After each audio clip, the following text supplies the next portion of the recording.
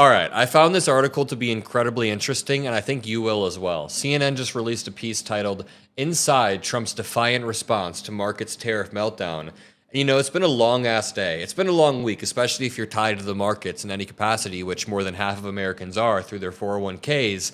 And Trump ended the week off by golfing.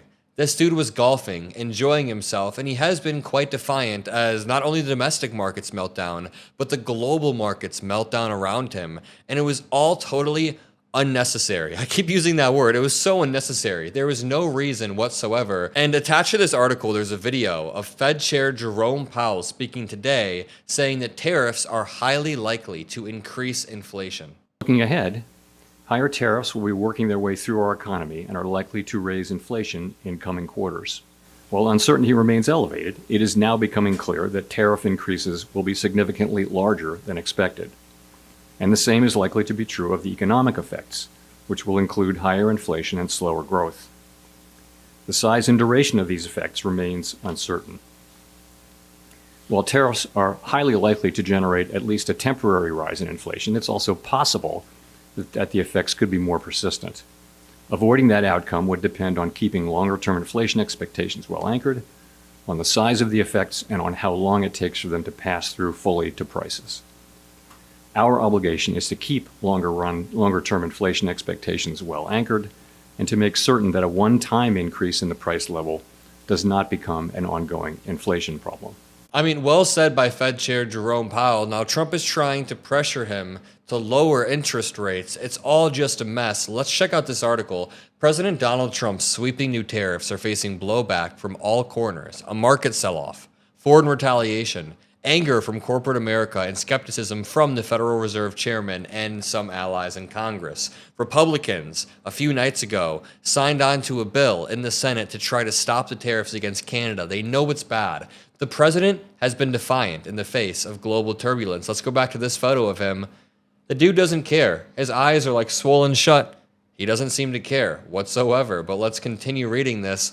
Instead, the president chose to begin his day on the golf course in Florida. The financial markets were already falling by the time he left his Mar-a-Lago resort for a short ride to the Trump International Golf Club. And we have exclusive sources on what Trump's day looked like and how he responded as the markets melted down and as pressure mounted. He waved to onlookers as his presidential limousine rolled through the gates. And here's a clip of the JP Morgan executive saying inflation and recession are much more likely from tariffs. I won't play this because I've talked about this extensively in other videos. But while the president has traveled to Florida nearly every weekend since taking office, he chose to leave the White House a day earlier than normal, creating a split screen of being on golf course in one of the wealthiest enclaves in America as economic worries deepened. I don't mean to pull this really cliche card because we say this all the time, but just imagine if President Biden had done this during his 4 years, if while we were on the verge of a recession, he was chilling in Florida golfing. And I know President Biden took vacations, but President Biden also, along with the Fed Chair Jerome Powell, stuck a soft landing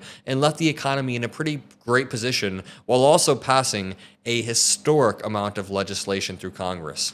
Trump has passed nothing, and by this point in Biden's presidency, he passed the $2.8 trillion American Rescue Plan.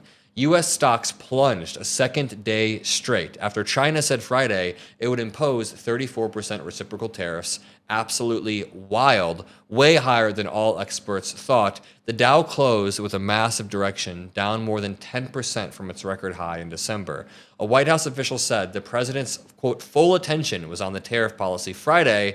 Not only the tariff policy, but how many hits it takes to get the golf ball in this hole. It's just absolutely wild. The official dismissed the suggestion that Trump was rattled by the market reaction, saying the president has long warned of a short-term pain created by his tariff vision.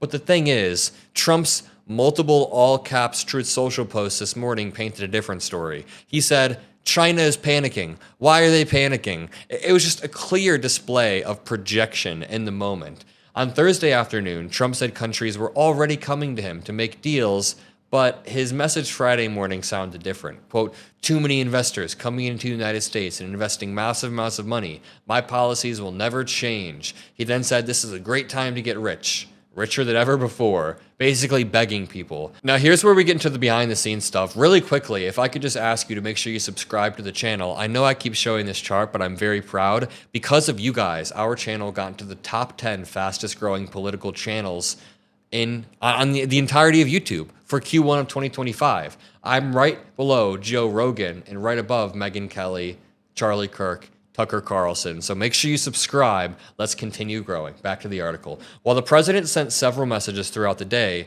an advisor said Trump was intentionally not speaking publicly or taking questions on camera as the trading markets remained open on Friday. Even though the White House has kept up a strident defense on its tariff strategy, a rising sense of frustration and anger at the universal global reaction was troubling. Quote, "The president isn't guided by the market, but of course he watches it like everyone else, and oh boy, the markets are down." But that quote came from a Republican advisor speaking on a condition of anonymity. One more time. "The president isn't guided by the market, but of course he watches it like everybody else." And again, if he was watching it today, let me look up the S&P 500 on the spot.